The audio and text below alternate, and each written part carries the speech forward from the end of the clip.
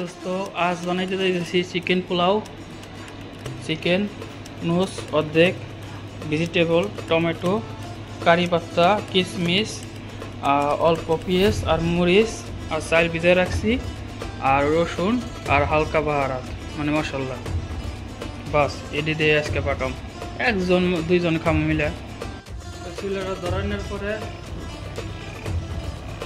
ভিতরে দিয়ে দিলাম একটা মুগলা, এটা আমি দিয়ে রান্না করবো আজকে। মুগলাটা গরম হওয়ার পর কিছু পরিমাণে তেল দিয়ে দিলাম, বাস হয়ে যাবো। তারপরে জিরা দিয়ে দিলাম অল্প, জিরা একটু ভাজার পরে মুরগির ভিতরে দিয়ে দিলাম। তারপর মুরগিটা নাড়া দেবে,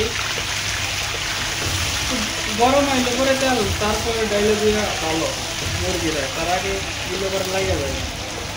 পাকতে এইভাবে 2-3 মিনিট, তারপরে আবার উল্টাই দিই, ভালো করে ভাই নি।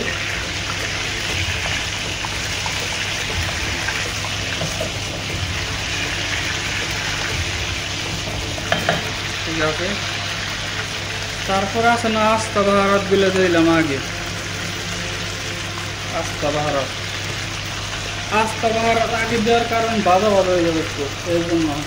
আর কিছু পরিমাণে পেঁয়াজ দিয়ে দিলাম অনেক, এই তেলের মধ্যে মরিচ দিয়ে দিই অনেক ভালোই ভালো। আর কারি পাত্তা যে আসল না এটাও দিয়ে দিলাম।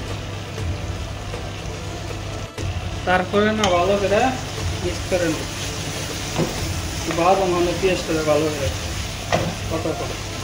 ভিডিওটা যদি ভালো লাগে লাইক কমেন্ট সাবস্ক্রাইব। আর 1 গামছার মতন রসুন দিয়ে দিলাম, অনেক একটু বেশি দিলাম চলবো। তারপর আবার নাড়া দিই,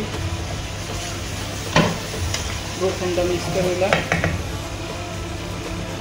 পোলাও না হালকা মশলা দিয়ে দিছি, সাদা কালার করুন তো স্টাইলটা, তার জন্য হালকা দিচ্ছি।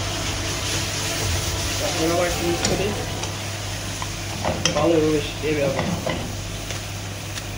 থাকুক এইভাবে। তারপরে টমেটো দিয়ে দিলাম হালকা পরিমাণে, বইলা যাবো না, হ্যাঁ অন দিলাম তার লেগা।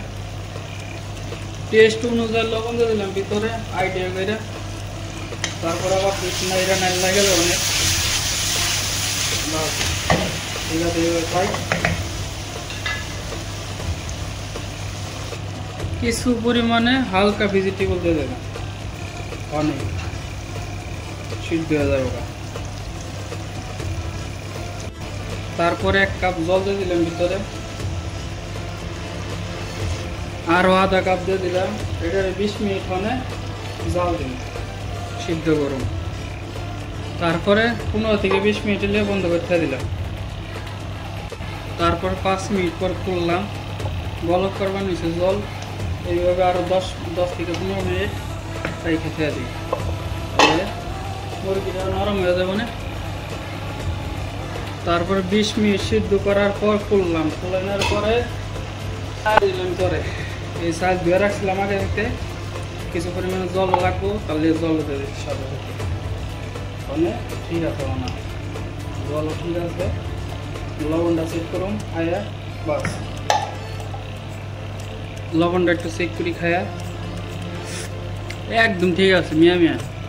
তারপর একটু নাড়া দিয়ে দিই, তার মধ্যে পেঁয়াজ যা আছে মিক্স হয়ে যাবো না এভাবে কিছুক্ষণ। তারপরে না কয়টা কিশমিশ দিয়ে দিলাম ভিতরে, সিদ্ধ হয়ে যাবো না। তারপরে নাড়া দিয়ে দিই, জলটা শুকায় যাচ্ছে, জল লাগবে না, কম হিটে খেয়ে দিই।